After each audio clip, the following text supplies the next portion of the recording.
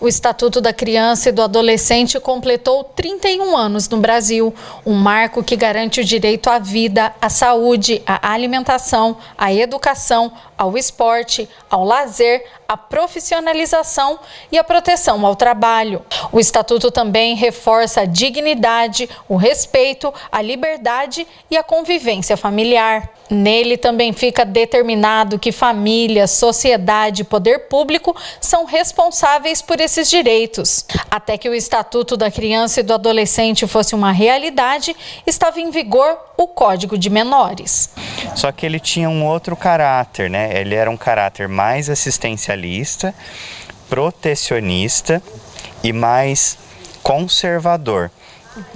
Então era um pouco diferente a maneira como, depois da Constituição Federal, o Estatuto passou a ter um outro olhar para os direitos fundamentais da criança e do adolescente. O que mudou nesses 31 anos, a vantagem de ter esse estatuto aqui no país? O que mudou é a perspectiva em relação às crianças e adolescentes, né? De tratá-los como sujeito de direitos, né? Como o olhar do Estatuto para uma pessoa em desenvolvimento. Então isso que é o mais importante, de ver que o Estatuto observa a criança como sujeito de direitos. E a gente sabe que além, né, de estar ali expostos os direitos da criança, né, o Estatuto também fala sobre os deveres, né, da sociedade, né, do poder público, da família, né? Quais são os desafios, né, nesses 31 anos do Estatuto? Eu acredito que o principal desafio do Estatuto é a aplicabilidade, porque ainda existe um mito em torno dos direitos e deveres das crianças e adolescentes em relação à aplicabilidade, no sentido que as pessoas julgam o Estatuto como um instrumento de impunidade ou de permissividade, ou seja, como se o Estatuto desse permissão para que a criança pode fazer tudo, né? Então a gente ouve o pai dizendo, agora com a lei não pode mais bater e tal. É claro que a lei proíbe essas situações de agressão física, de violência, crueldade e tudo mais, mas isso não significa que haja permissividade ou impunidade, por exemplo, no caso de adolescente infrator. Além de garantir direitos, o ECA preserva a integridade de crianças que são vítimas do trabalho infantil, da violência sexual, física e psicológica. Com o Estatuto, eles agora são integrantes da sociedade, com direitos que garantem o seu desenvolvimento e formação.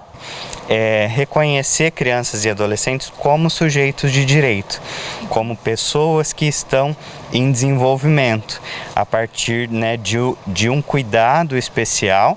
E existe também o reconhecimento de uma absoluta prioridade no atendimento.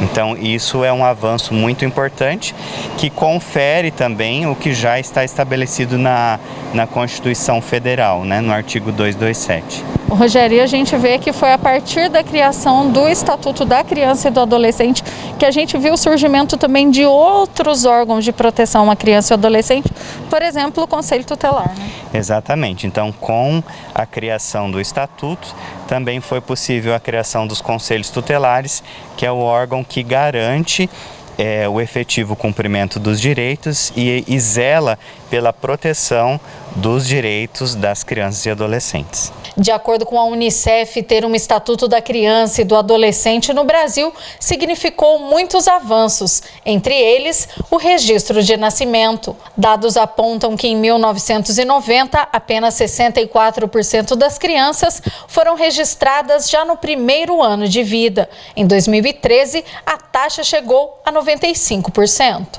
Trabalho infantil, Entre 1992 e 2015, 5,7 milhões de crianças entre 5 a 17 anos não foram submetidas ao trabalho infantil. Além disso, em 1990, 23,63% de crianças e jovens entre 10 e 15 anos trabalhavam ou procuravam trabalho. Em 2010, a média foi de 1,9%. Mortalidade infantil. Em 1990, havia uma média de 47,1 mortes a cada 1.000 crianças nascidas vivas. Já em 2014, a média caiu para 13,4. Educação. Em 2002, 66% das crianças entre 4 e 5 anos frequentavam a escola. Entre 15 e 17 anos, a taxa era de 40,3%. Em 2013, a educação infantil chegou a 87,9% das crianças e 59,5% dos jovens.